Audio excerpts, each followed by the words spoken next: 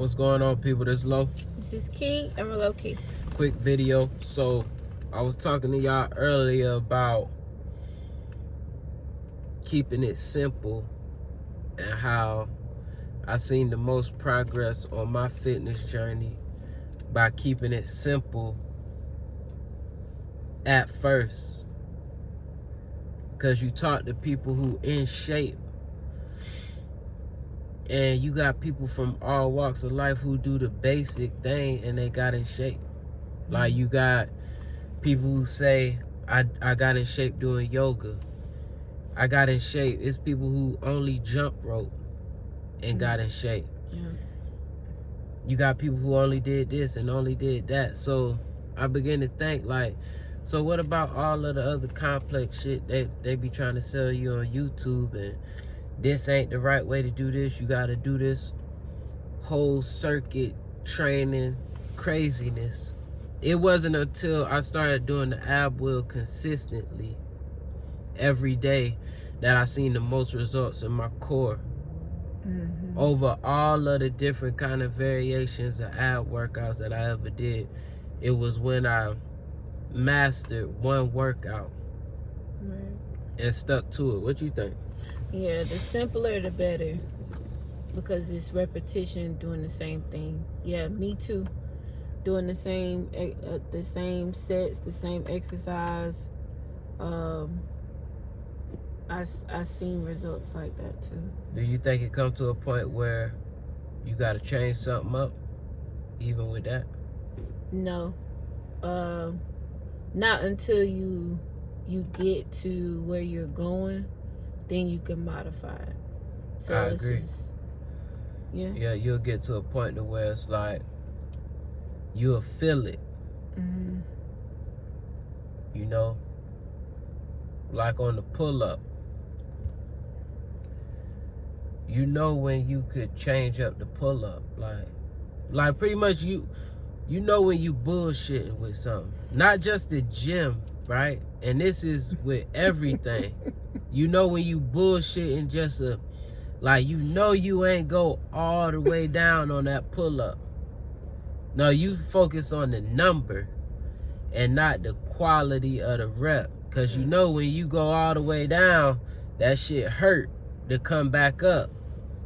But that's the next level. Like, the obstacle really is the way. So instead of being quick to deviate, you just running from the answer. You running from the obstacle to do a bunch of extra shit.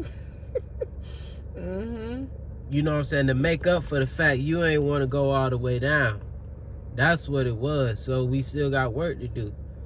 But once you master that, then it's that slow, okay, I got that on lock. Then it's slowly leveling up. You know what I'm saying? Yeah. Like, if you know you got to make cold call in business, if you know, okay, I got to make this certain amount of cold calls, next thing you know, you cleaning up. You deviating from the obstacle. And I'm talking to y'all because I'm talking to myself. Yeah. Like, I ain't saying nothing I ain't did myself. Yeah. Subconsciously. You doing something and trying to think your way through the problem that's right in front of you, when all you gotta do is go through it. So, you ever had that kind of experience? Yeah, I've had that. For instance, like when we first started doing squats, and it was like, squats, there's different variations of squats. Yep. People think like when you're doing squats, you're just squatting. But in order to see results, you actually have to have like form, perfect form. Good form. Right?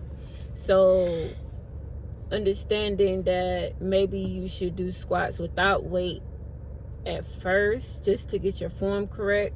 A lot of them. Yeah. You know, like repetition over and over and over, and your body gets a feel of doing the squats correctly, and then, you know, doing the weighted squats, and then move on to the next level, going as deep as you can, and then adding more weight. Yeah. Like that.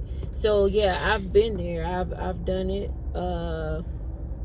It'd be like, you know, just trying to get through the reps, Trying like to get through it. to the next pull-ups, like trying to get through Trying the to reps. get to the next rep. Yeah. So it's but once you ground yourself, right? And I think once you make that mind muscle connection, and it's okay, you don't have to go fast, like just pace yourself. I think that's where it gets a little easier. I think people get bored. Like, if I tell y'all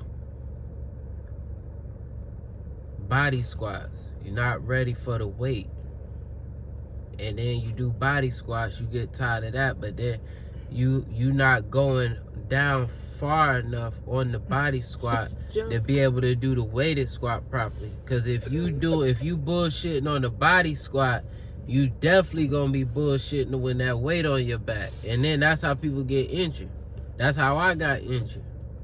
Yeah. Doing half, because when we first start body squatting, and I look at myself in the mirror doing the squat, I wasn't even going down 90 degrees out of fear of injury. Yeah. So it took us doing literally like hundreds of squats every day over the course of how long you say? Months, 6 months. Yeah, maybe? Yeah. Yeah. To work the way up to when we finally got up under the bar, the form was already, you didn't have to think about it too much. Right. And then from the bar, your brain want to bullshit you with that one too. Because then it's like, oh man, I ain't going all the way down with that one. So you got to break that barrier before piling weight on and ego lifting. So yeah, because